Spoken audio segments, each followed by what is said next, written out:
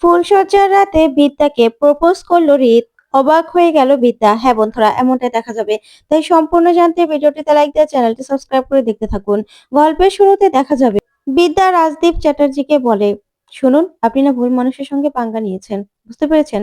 আমি একজন প্রফেসর। আমি না শিক্ষা নিয়ে কাজ করি। আর শিক্ষাটাই আমার সবকিছু। তখনই রিতের মা বলে, তাহলে আমার ছেলে কি তোমার কাছে কিছু না? তখন রিত বলে, আহ মা, এসব এখন ছাড়ো না। তখনই রিত এসে বিদ্যার পাশে দাঁড়ায়। আর তখন রাজদীপ চ্যাটার্জিকে বলে, আচ্ছা বাবা, তুমি কি এখনো শুধরোবে না? তুমি কি এখনো এরকমই করবে? তখন রাজদীপ চ্যাটার্জি বলে, হ্যাঁ আমি এরকমই করব। তখন রিত বলে, তুমি এত বড় একটা নাটক করতে পারলে কেশব ব্যানার্জির সঙ্গে মিলে? তখন রাজদীপ চ্যাটার্জি বলে, হ্যাঁ নাটক করতে পেরেছি। কারণ এই বিয়েটা না আমি মানি না। ওই বাজার থেকে সিঁদুর কিনে এনে কারো মাথায় পরিয়ে দিলেই না সে বউ হয়ে যায় না। এক কৌটো সিঁদুরের দাম কত? হ্যাঁ, দাম কত? যে যাকে তাকে তুই পরিয়ে দিলি, আর আমি বাড়ির বউ হিসেবে তাকে মেনে নেব? সেটা তো হবে না। তাই ওকে আমি আমার বাড়ির বউ হিসেবে মেনে নেব না আমি। তখন তো রিতের মা এই কথা শুনে অবাক হয়ে যায়। তখন রিত বলে, ড্যাড, এই কথা কেন বলছো? তখন রাজদীপ চ্যাটার্জি বলে, তুমি চুপ করো। তোমার কোনো কথা আমি শুনতে চাই না। তারপরে দেখা যাবে রাজদীপ চ্যাটার্জি বড়বাবুকে বলে, বড়বাবু, আপনি আপনি এফআইআর লিখুন। এই যে বিদ্যা ব্যানার্জি, সে কলেজে কলেজে একজন স্টুডেন্টকে গুলি করেছে, হাঙ্গামা করেছে। তাই আমরা ওনার নামে কমপ্লেন করতে এসেছি। এখানে সবাই দেখেছে। তখনই প্রিন্সিপাল বলে, হ্যাঁ আমি দেখেছি তো। এই যে প্রফেসর বিদ্যা ব্যানার্জি, উনি হাতে বন্দুক তুলে নিয়েছিলেন। উনি একজনকে গুলি করেছেন। কলেজে হাঙ্গামা, মারামারি, সবকিছু সবকিছু উনি করেছেন। তখনই আরেকজন প্রফেসরও বিদ্যার বিরুদ্ধে সাক্ষী দেয় আর বলে, আমিও দেখেছি উনি গুলি করেছেন একজন স্টুডেন্টকে। তখনই তখনই দেখা যাবে আরেকজন প্রফেসর বলে, না, আমি দেখিনি।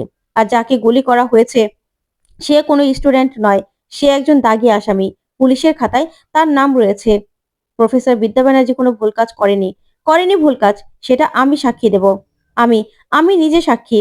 আমি দেখেছি প্রফেসর বিদ্যা ব্যানার্জি সবার জন্য লড়াই করেছে। তখনই প্রিন্সিপাল বলে, আপনি কি আপনার চাকরিটা হারাতে চান নাকি? তখনই তখনই রাজদীপ চ্যাটার্জি বলে, কালকে কালকের মধ্যে সবকিছু গুছিয়ে নেবেন। আপনার ট্রান্সফার অর্ডার চলে আসবে। তখনই বিদ্যা বলে, কেন? ওই কলেজটা কি আপনার পৈতৃক সম্পত্তি নাকি? তখন রাজদীপ চ্যাটার্জি বলে, বিদ্যা। তখন বিদ্যা বলে, একদম চিৎকার করবেন না। বলেছি না, একদম চিৎকার করবেন না। এটা আপনার বাড়ি নয়, এটা একটা থানা। আর আপনি কি ভেবেছেন যে সবাই আপনার হয়ে সাক্ষী দেবে? আপনি যা বলবেন তাই হবে? না, সেটা হবে না। বুঝতে পেরেছেন? তারপরে বিদ্যা বড়বাবুকে বলে, বড়বাবু আপনি কি করতে চান আমাকে নিয়ে বলুন। তখন রাজরূপ বলে, হ্যাঁ বড়বাবু, আপনি বলুন, আপনি কি করতে চান, আপনি কি করবেন? তখন বড়বাবু বলে, এখন আমি লিখবো। তখন রাজরূপ বলে, কি লিখবেন আপনি? তখন তখন দেখা যাবে বড়বাবু বলে, আমি লিখবো, আমি ওই রিবন মল্লিকের বিরুদ্ধে চার্জশিট লিখবো। তখন তো রাজরূপ খুশি হয়ে যায় আর বলে, হ্যাঁ আপনি লিখুন বড়বাবু। কারণ বিদ্যা কোনো ক্রিমিনাল নয়, ও একজন প্রফেসর। ও স্টুডেন্টদের পাশে দাঁড়িয়েছে, যেন ওই শিক্ষা প্রাঙ্গণ ভাঙা না হয় সেটা ও দেখেছে। তখনই বড়বাবু বলে, হ্যাঁ সেই জন্যই তো আমি ওই রিপন মল্লিকের বিরুদ্ধেই চার্জশিট তৈরি করব। আর বিদ্যা ব্যানার্জি, আপনাকে আপনাকে সই করতে হবে। তখন তো প্রিন্সিপাল এই কথা শুনে চমকে যায়। তখন বড়বাবু বলে, হ্যাঁ, আপনাদের আপনাদেরকেও সই করতে হবে। কারণ আমি নিজে নিজে প্রত্যক্ষ সাক্ষী, আমি সবটা দেখেছি। তখনই দেখা যাবে রাজদীপ চ্যাটার্জি বলে, আপনি জানেন আপনি কি বলছেন? হ্যাঁ, আপনি কি বলছেন জানেন তো? তখন বড়বাবু বলে, হ্যাঁ জানি তো। কারণ আমার কাছে অবৈধ কতগুলো কাগজপত্র জমা আছে। আর ওই রিপন মল্লিক কি কি করেছে সে সবকিছু আমি দেখেছি। তখনই রাজদীপ চ্যাটার্জি বলে, মানে আপনি কি বলতে চান? তখনই বড়বাবু বলে, আমি কি বলছি আপনি বুঝতে পারছেন না? তখন বিদ্যা বলে, শুনুন, সবটা যে আপনার ইচ্ছে হবে সেটা কিন্তু নয়। রাজদীপ চ্যাটার্জি, আপনার ইচ্ছেতে এখন থেকে আর কিচ্ছু হবে না। তারপরেই রাজদীপ চ্যাটার্জি রেগে যায় বিদ্যার উপর। তখনই রীতের মা রেগে যায় আর বলে, রাজদীপ চ্যাটার্জি, আমার পুত্রবধূর দিকে একদম আঙুল তুলবেন না, তাহলে কিন্তু আমি আপনাকে ছাড়বো না। তখন এই কথা শুনে রাজদীপও অবাক হয়।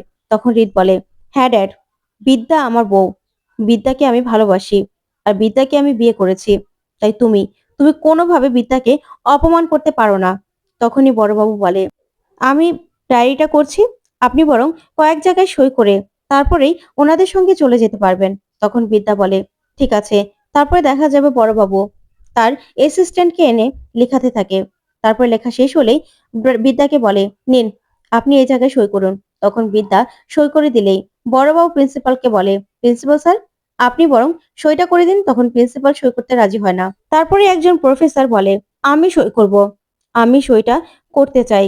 তখন এই বলে এগিয়ে আসে। তখন রাজদীপ চ্যাটার্জি প্রিন্সিপাল সহ সবাই সেই প্রফেসরের দিকে রাগান্বিত ভাবে তাকিয়ে থাকে।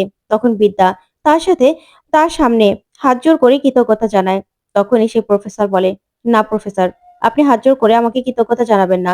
তারপরে প্রফেসর সই করতে যাবে। তখনই রাজদীপ চ্যাটার্জি সেই প্রফেসরের হাত ধরে ফেলে আর বলে, আপনি কি ভয় পান না? চাকরি হারানোর ভয় পান না আপনি? আপনি সইটা করবেন না। তখন এই কথা বললেই বিদ্যা সেখানে আসে আর রাজদীপ চ্যাটার্জির হাতটা ধরে আর বলে, একজন মহিলার হাত ধরার জন্য আপনাকে আমি এখানেই, আমি কিন্তু আইনটা আবারও হাতে তুলে নিতে পারি, সেটা জানেন তো রাজদীপ চ্যাটার্জি? হাতটা ছাড়ুন, হাতটা ছাড়ুন। তখন এই বলে হাতটা ছাড়িয়ে দেয়। তারপরে দেখা যাবে সেই প্রফেসর সই করে। তারপরে দেখা যাবে বড়বাবু বলে, নিন ওনাকে নিয়ে যান। তখন পিতা বলে, চলো বিদ্যা। তখন রাজদীপ চ্যাটার্জি বলে, ও আমার বাড়ির বউ না, ও আমার বাড়িতে যাবে না। তখন পিতা বলে, না ওকে আমি আমার বাড়িতে নিয়ে যাব না, ওকে আমি ওর পিজিতে নিয়ে যাব, সেখানে ওদের আজকে ফুলসজ্জা হবে। আমি দেখি, আমিও দেখি তুমি কি করে আটকাও। এই বলেই রিত আর বিদ্যাকে নিয়ে সেখান থেকে চলে যায় রিতের মা। তারপরে দেখা যাবে বড়বাবুকে। রাজদীপ চ্যাটার্জি বলে, আপনি কিন্তু কাজটা ভালো করলেন না বড়বাবু, আপনি জানেন না আমার হাত কত লম্বা, আর আপনি আপনি এই কাজটা একদম ঠিক করেননি। আপনি জানেন তো আমার একটা ফোন কলের জন্য কত কিছু হতে পারে? তখন বড়বাবু বলে, আপনি কি আমাকে ভয় দেখাচ্ছেন নাকি? শুনুন, আমি না ওই রকম মানুষ নই যে আপনি কথা বলবেন আর আমি ভয় পেয়ে যাব। বুঝতে পেরেছেন? এটা আপনার ভয় দেখানোর জায়গা নয়। তখনই রাজদীপ চ্যাটার্জি বলে, আপনি কিন্তু ভুল করছেন, ভুল করছেন আপনি। আপনার বিদ্যাকে অ্যারেস্ট করা উচিত ছিল। তখন বড়বাবু বলে, আমি কি করব আপনার কাছে জিজ্ঞাসা করব? যান এখান থেকে। তখন সবাইকে তাড়িয়ে দেয়। আর বড়বাবু বলে, ওই প্রফেসর বিদ্যা ব্যানার্জির মতো প্রফেসর এই সমাজে দরকার আছে, যে শুধুমাত্র কলেজের ভিতরে নয় বাইরেও মানুষকে শিক্ষা দিতে পারে। Well done, well done professor বিদ্যা ব্যানার্জি। আমি আমি আপনার পাশে আছি। তখন এই বলে খুশি হয়ে যায় বড়বাবু। অন্যদিকে দেখা যাবে রীতের মা বিদ্যাকে খুব সুন্দর করে ফুল দিয়ে ফুলসজ্জার জন্য সাজায় আর বলে, আজকে তোমাদের ফুলসজ্জা। এই দিনটা কিন্তু মেয়েদের কাছে খুব কম আসে। তারপরে দেখা যাবে রূপ পান আর দুধ নিয়ে আসে। তখনই দেখা যাবে পিঠা বলে, আচ্ছা এগুলো তো মেয়েদের কাজ। তখন রূপ বলে, তাতে কি হয়েছে? মেয়েরা ছেলেদের কাজ করে, ছেলেরা মেয়েদের কাজ করে। তারপর রিতকে ডাকে রিতের মা। তখন রিত তো বিদ্যাকে দেখে এক পলক তাকিয়ে থাকে। তখনই রিতের মা রিতকে আর বিদ্যাকে চার হাত এক করে দেয় আর বলে, আজকে তোমাদের ফুলসজ্জা, নাও নিজেদের মধ্যে বোঝাপড়া করে নাও, এই হাত যেন কোনোদিনও না ছাড়তে হয়। এই বলে চলে যেতে লাগলে রিতের মা বলে, বিদ্যা এই রাতটা কিন্তু সব সময় আসবে না, আমরা এখন চলে যাচ্ছি, ঠিক আছে? তখন এই বলে বিদ্যার কাছে এসে বলে, আমার ছেলে কিন্তু তোমাকে তার গল্পের নায়িকা বানায়, তার সব কবিতাতে তুমি আছো। তোমাকে নিয়ে সে গল্প লিখে, সে গল্পগুলো তুমি না প্রতিটা অক্ষর যত্ন করে রেখে দিও, তাহলেই তোমাদের জীবন সুন্দর হবে। এই হাতটা তুমি কিন্তু ছেড়ো না মা, আমার ছেলে তোমাকে খুব ভালোবাসে আর খুব ভালো রাখবেও। তখনই রিতের মা রিতকে বলে, রিত আমরা তাহলে চলে যাচ্ছি বাবা, হ্যাঁ? এই বলেই চলে যেতে লাগলে রিত বিদ্যাকে বলে, যাও না, প্রণাম করো। তখন বিদ্যা কিছুতেই বোঝে না। তারপরে হাত জোড় করে তাদেরকে বলে, আচ্ছা ঠিক আছে, তাহলে আপনারা যান। তখন রিত আবার ইশারা দিলেই বিদ্যা বাধ্য হয়ে রিতের মাকে প্রণাম করে, রিতের কাকাইকেও প্রণাম করে। তারপরে দেখা যাবে রিতের কাকা বলে, বিদ্যা এবার কিন্তু ঝড় আসবেই, ঝড়টা তোমাকে সামলাতে হবে, এই হাতটা কিন্তু কখনো তুমি ছেড়ো না, শক্ত করে ধরে রেখো। এই বলে ওরা চলে গেলে তখন বিদ্যাকে রিত বলে, কি চোখ রাঙাচ্ছিলে, হ্যাঁ? তখন বিদ্যা বলে, আপনি কি ভেবেছেন আপনার মাকে আমার আসল শাশুড়ি মা নাকি? আপনি এইভাবে তাদেরকে প্রণাম করতে বললেন? শুনুন, একদম না আমার কাছাকাছি আসার চেষ্টা করবেন না, একদম না। তখন রিত বলে, কি কাছাকাছি আসবো না, আজকে আমাদের ফুলসজ্জা, আমি তোমার স্বামী। তখন বিদ্যা বলে, না আপনি আমার স্বামী না। এই বলে চলে যেতে লাগলে রিত বিদ্যার হাতটা ধরে ফেলে আর বলে, বিদ্যা ওইদিকে তো ফুলসজ্জার ঘর নয়, ফুলসজ্জার ঘর ওইদিকে সাজানো, আজকে আমরা দুজন কাছাকাছি, আমাদের ফুলসজ্জা তো হবেই আজকে। আজকে তোমাকে কি সুন্দর লাগছে বলো তো?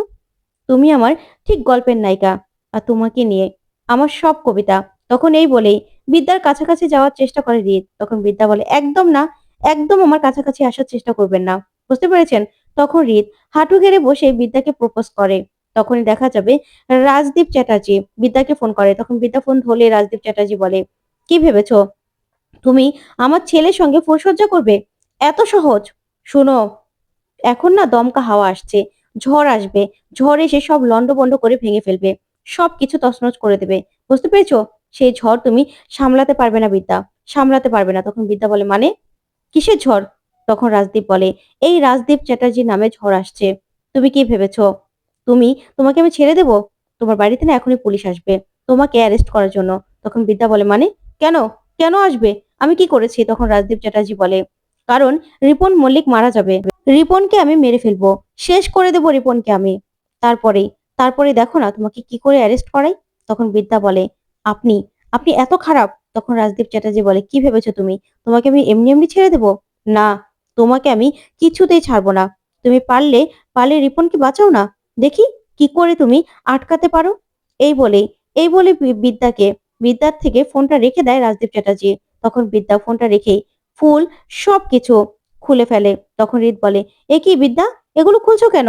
তখন বিদ্যা বলে, এগুলো আমার জন্য নয়, আমার পথে সম্পূর্ণ কাঁটা বেছানো, আমি না কিছুতেই কিছু করতে পারছি না, আমাকে যেতে হবে, যেতে হবে আমাকে। তখন রিত বলে, মানে কোথায় যাচ্ছ? তখন বিদ্যা বলে, হসপিটালে, হসপিটালে যেতে হবে। এই বলে বিদ্যা বেরিয়ে গেলেই রিতও সেখানে চলে আসে। ওইদিকে শ্রাবণ রিপনকে মারার জন্য হসপিটালে পৌঁছে যায়।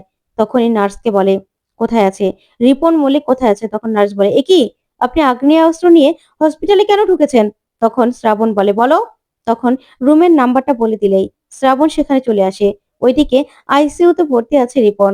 তখনই রিপনের কেবিনে ঢুকতে গেলেই সেখানে বিদ্যা চলে আসে আর বলে, শ্রাবণ দাঁড়া।